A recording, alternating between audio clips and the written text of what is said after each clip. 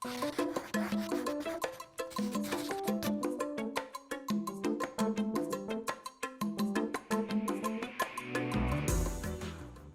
and welcome to Essential Ingredients. I'm your host, Justine. Today, I'm excited to introduce to you Katie Bressack, holistic nutritionist and coach. And she is on a mission to educate women on hormones and food and the impact food can have on hormones. Welcome, Katie. Thank you so much for having me. I'm really excited for our conversation today.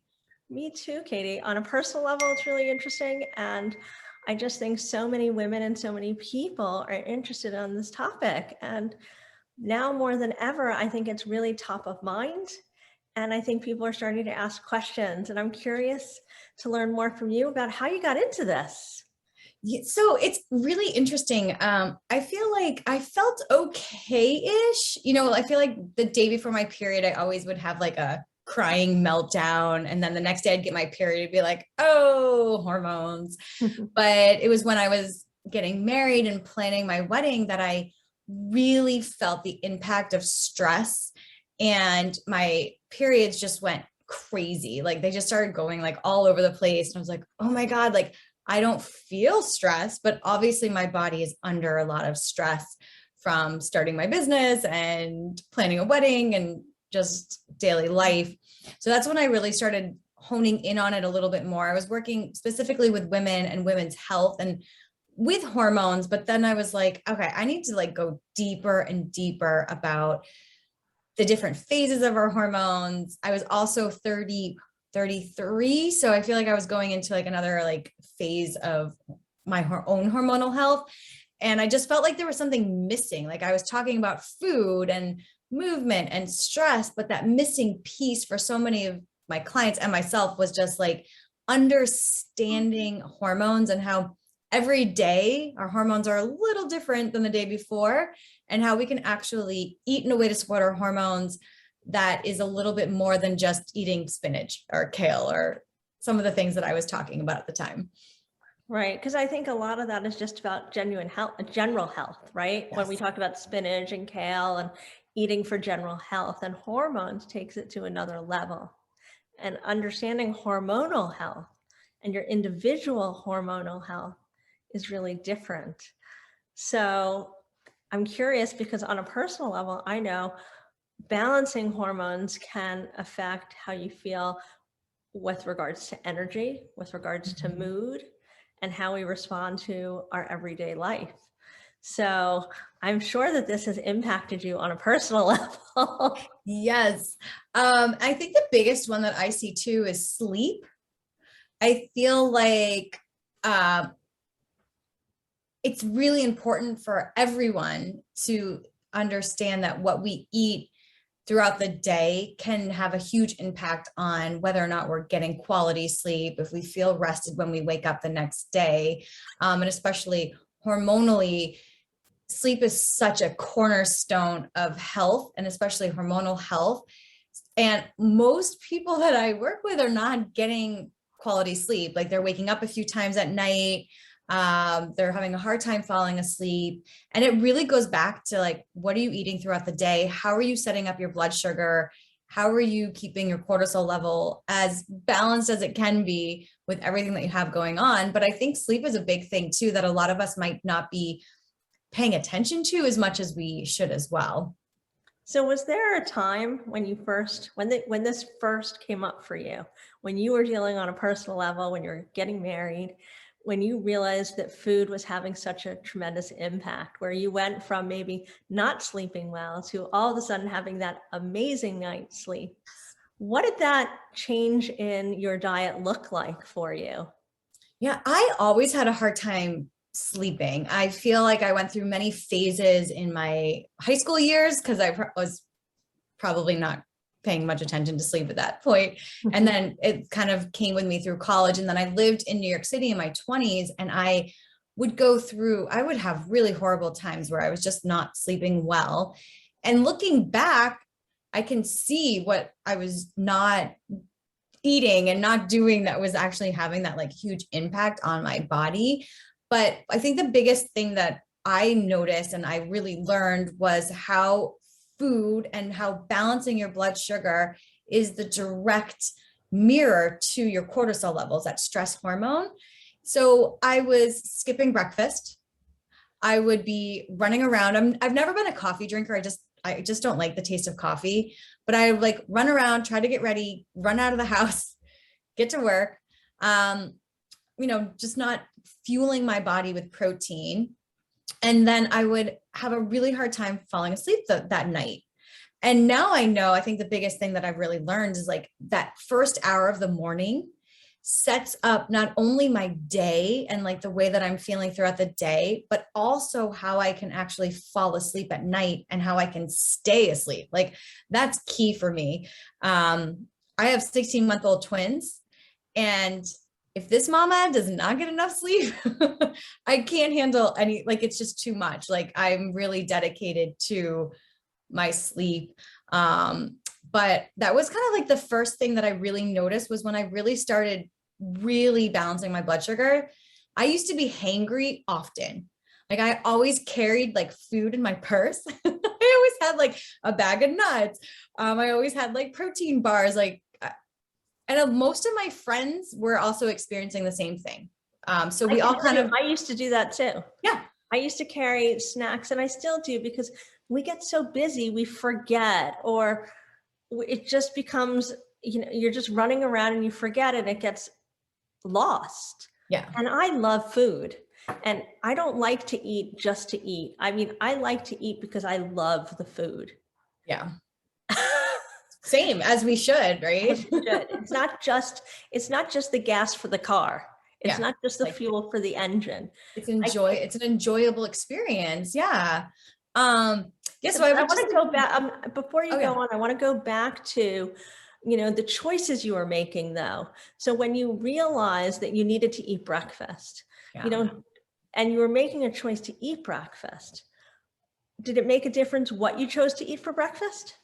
Yeah, I think I was honestly like just eating within 45 minutes to an hour of waking up made a huge difference in the way that my body felt throughout the day, like a little bit more balanced. I was able to kind of handle and react to situations in a more calm demeanor.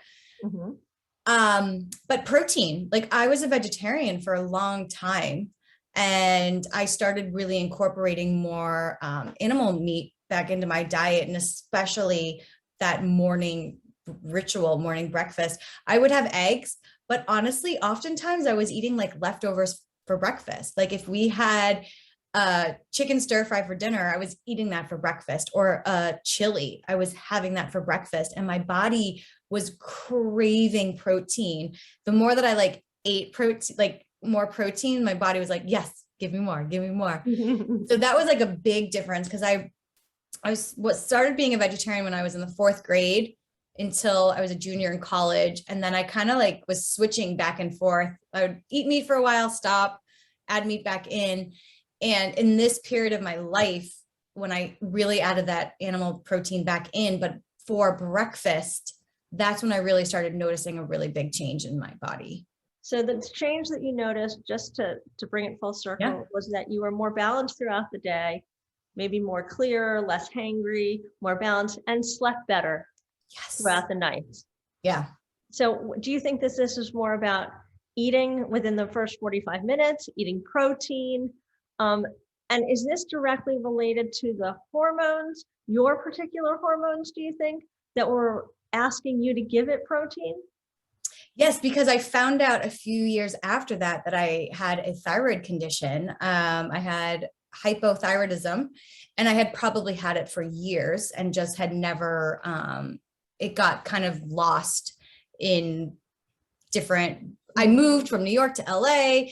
I think things just kind of got lost along the way in terms of like blood work and different things. So yes, I think a lot of it had to do with like my own personal body, because I truly believe that all of us need to figure out what works the best for our individual health and our bodies.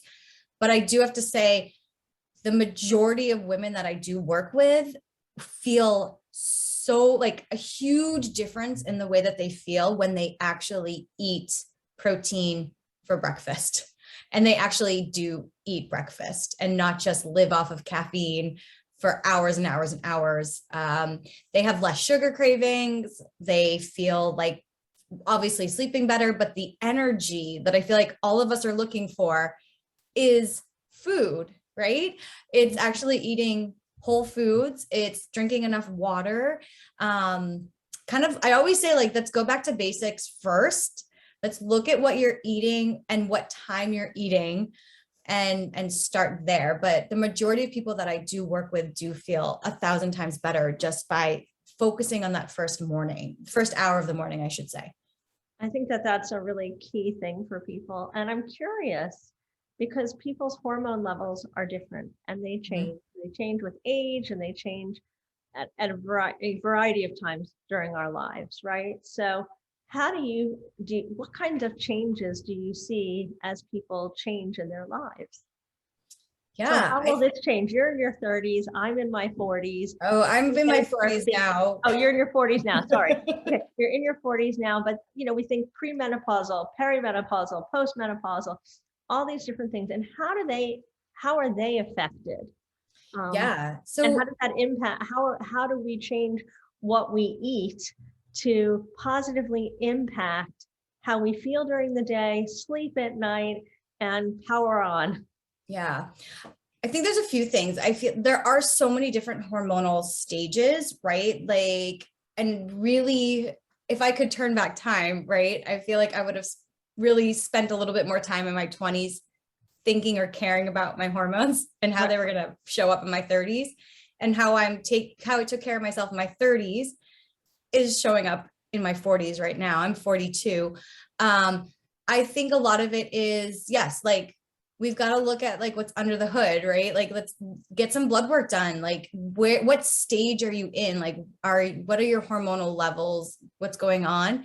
But honestly, the first step that I really do, no matter what phase it is balancing blood sugar. Because once you get hangry, once you're so hungry, that it throws off that blood sugar. And what happens when our blood sugar gets thrown off is that it really spikes the cortisol, that stress hormone. And what I see often is that no matter where you are in your life cycle, when your stress is too high and your blood sugar is off, that's usually the start of insomnia, eating more sugar, needing the coffee, needing the energy drink. So for me, it always goes back to like, how are you balancing your blood sugar and what are you eating? And it's different. Sometimes, and a lot of times, like, we're not eating enough healthy fats. We're not eating enough fiber. We're not getting enough protein. But it's also important to work with the doctor to get some blood work done or get some urine or saliva to really test your hormones to kind of see what's going on. Estrogen dominance can happen a lot, like in the end of your 30s, 40s, or even sooner, and really kind of taking a closer look at what might be going on as Katie, well. you've said a couple things. You've said cortisol and you said estrogen dominance. So I just want to, for our listeners, because some of them may be familiar with these terms and others may not be. Totally. If maybe you could just explain a little bit more, about cortisol, and then after that, maybe a little bit about estrogen dominance, just so that we can all be on the same page when we're talking about this. Yes. So cortisol is your stress hormone. I don't know if I'm allowed to swear, but I usually call it like the bitchy, bossy hormone, because that's what happens. Like, it will steal from your progesterone, and progesterone is the hormone that really helps us feel calm.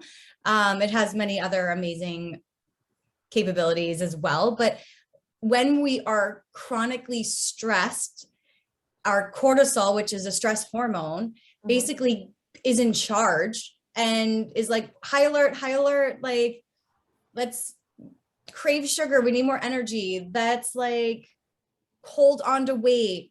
It just really, it also affects your thyroid. Like, I know everyone's like, I think we've kind of understand a little bit that we need to manage and cope with stress a little bit better. But it really is like the number one thing that I see is like the chronic year after year stress that we don't even know that we're under because we've been doing the same thing every day And we're like, but I was doing okay. Like I was doing it. And I was like, yeah, but now your body's like, I'm done with that.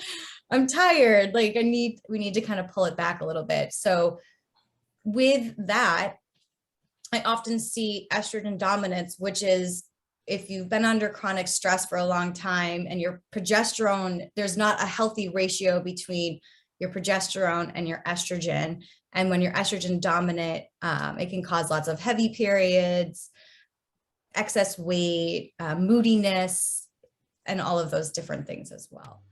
Essential Ingredients is powered by Next Gen Chef. Next Gen Chef is a movement that supports food and beverage entrepreneurs around the world by fostering a sense of community and providing its members access to mentors and a wealth of resources and guidance. Next Gen Chef feeds members with the knowledge they need to build better for you food and beverage businesses so the world can have greater access to healthier food, comprehensive food education, and increased affordability. If you like what you hear on this podcast, continue the conversation or ask new questions on the Next Gen Chef app, available in the Apple Store and Google Play. Follow Next Gen Chef on Instagram, LinkedIn, and Facebook at Next Gen Chef.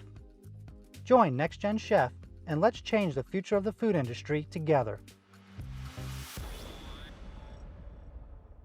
So what are some of the foods that you might recommend if somebody was estrogen positive or trying to manage their cortisol levels, besides eating first thing in the morning and maybe adding more protein in, whether they eat meat or not, you can eat protein, right? I mean, Totally, that's yeah. okay. So what are some of the other foods you might recommend? Yeah, so healthy fats. I grew up in the 80s and 90s, and I never saw an avocado till I went to college. But healthy fats are really important. And I still to this day, people are nervous about avocados and eating too much healthy fat. I see it often.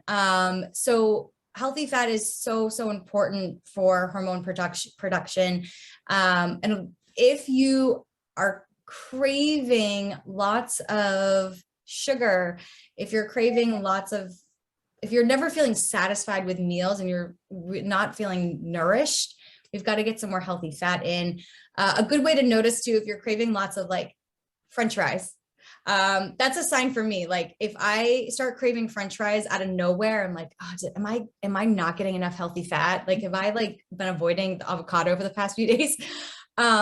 Same thing with sugar. If you're constantly craving sugar, are you getting enough protein? And I totally agree. I believe in having eat however you would like, but like plant-based protein is also amazing, but a nice mix of both if that's how you eat.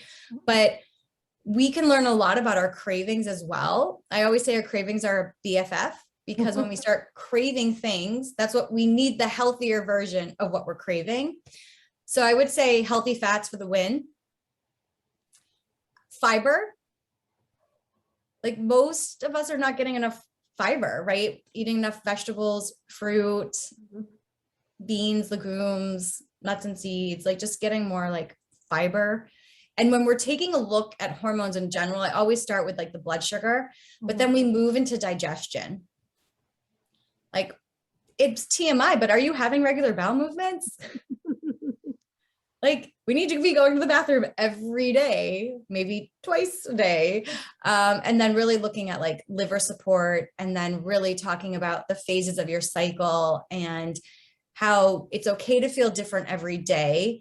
And, you know, when you're in the menstrual phase, it's like winter and you really want to be kind of more, I don't know, like cuddled up under a blanket. And I was thinking the same thing as you were saying that. I was like, you kind of want to be warm and sort of like, you know, warming and cuddled and so like lots of warm, nourishing foods, you know, moving into the follicular phase, your energy starts rising, you know, it's more like you're going into the spring. I feel like everyone feels like really amazing in the spring, and then we go to ovulation, and that's when we usually feel like our best and our sexiest. That's when you should go shopping for jeans, by the way, is when you're ovulating. Because you feel, even though you look the same as you did like 3 days before, like you feel your body more, like you're just like in it. And then as we go into luteal, you know, it's fall, right? You're kind of like preparing for the winter. You're starting to like slow down a little bit. So it's really about like just understanding. I think it's just important for anyone that menstruates that to understand that every day our hormones are doing something a little bit different, and it's okay to feel different during each phase of your cycle. It's so interesting and such an important conversation, because I can't tell you how many times I feel like, oh, I'm so tired. Is this ever ending? Right? I mean, I can't tell you, up until recently, I'd be tired the week before my period, the week during my period, and the week after my period. That's 3 weeks out of the month. I mean, that's crazy. That's 3 weeks out of the month. That's more than half the month I was tired. Yeah. That's not acceptable. Yeah. That's not acceptable. But I'm not alone either. No, I'm not alone. Not at all. And it's amazing that you were able to make that connection to being like, okay, it's probably hormonal. Like what's going on? Like what stage am I in? I mean, yeah, like everyone's energy levels shift and change. And I think it's important to not put that pressure on ourselves. Like, okay, like my body's literally telling me to, like, I need to rest. Right. And not judging ourselves. I feel like a lot of times we're like, why am I not productive today? Right. I mean, can you imagine work for somebody else too, right? I mean, I happen to work for myself, and we're all harshest on ourselves. But if you have to get up and go to an office and have kids and get everything prepared, and it's a lot. Hard. It's not easy. Yeah. Yeah. So another thing too that I do is I put my, I track my period, and I like always put it on my husband's calendar. Oh, that's smart. He still is like, why are you so mean to me today?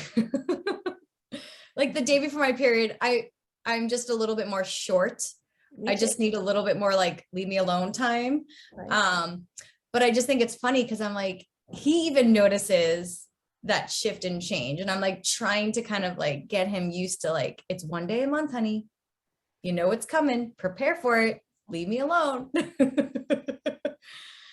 But, you know, I think it's a conversation for everybody to have, because it's for all of us to know more about just hormonal health, I think and men have hormones too. Don't get me wrong. And I was going to ask you about that. I know that you focus on women and their hormones, but you know, what about men and their hormones? Yes. So it's interesting, right? So men have a 24-hour like hormonal cycle, and we all have 24-hour circadian rhythms. So I used to get really mad when we first were married, and we'd go to bed and he would put his head in the pillow and he'd be out in like a minute, and I would start talking to him and be like, you just woke me up. I'm like, how are you sleeping already? Like, it takes me a long time to unwind. Like I have a whole evening routine so I can like go to bed. But it's because their circadian rhythm and their cycle is at 24 hours. So like they wake up, they're ready to go. They 9 to 5, they have the energy. That's why the work day is the way that it is too. And then they're ready to go to bed. Their body's like, okay, it's time to go to bed. Whereas women, we have a 24-hour circadian rhythm, but our cycle can be anywhere from 24 to 35-ish days, depending on what's going on. And especially as we go through perimenopause and menopause and the estrogen starts getting lower and lower, women tend to have a harder time sleeping because the low estrogen as well. Right. So yeah, it's fascinating because I was like, when I learned that, I was like, okay, so I can't be mad at him. I could be a little aggravated. So now I just know that I need to go to bed before him. I do a gratitude journal. I do some deep breathing. I read a book. So by the time he comes in, we can like both just go to bed. You could also change his diet and maybe that can affect his hormones. I feel like it's just that like that cycle is just so dominant. I was kind of kidding, you know, about the food and the hormones. Like, yeah, I wish, but yeah. I just think it's fascinating because I've never been able to like put my head in the pillow and just zonk out like ever. Even like with newborn babies, I had to be doing my whole your whole shtick. Yes. Wow. Well, Katie, I'm curious, just before we head off, if our listeners, our viewers wanted to go through this process with you, can you just go through a little bit about what that process looks like In for them? terms of like connecting? Well, if I wanted to go through this process with you, if I wanted to become a client, what would that process look like? Yeah, so we would get on a consultation call just to hear a little bit more about like what's going on.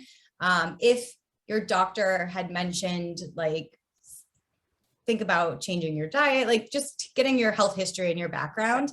And then I usually work with women for either 3 or 6 months through a whole program where it's totally personalized, looking at like your specific diet, your health goals. I'm really interested in how you want to feel every single day. And then walking you through the first step of it is really balancing your blood sugar. And then we talk a lot about cravings and healthy snacks and meal prepping, just getting all the basics down. And then we move through digestion and liver, and throughout the whole thing, we talk about eating for your hormones, depending on like where you're at. Got it. And I'm imagining that there are blood work involved and all sorts of testings that you maybe analyze or look at to review to. Yeah, so I always suggest like getting that through their doctor and working that way. And then I cannot diagnose, but I can take a look and be like, here are the specific questions I want you to talk to your doctor about. A lot of times it's like, oh, your vitamin D is really low. Talk to confirm this with your doctor, yeah.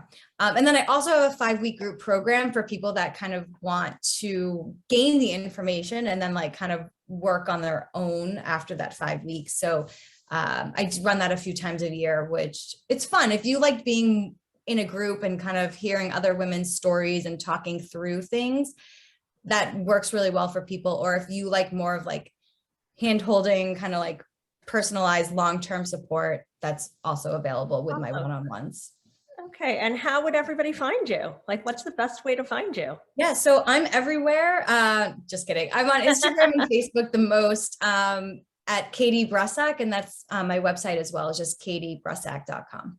Wow. Well, thank you so much, Katie, for joining us.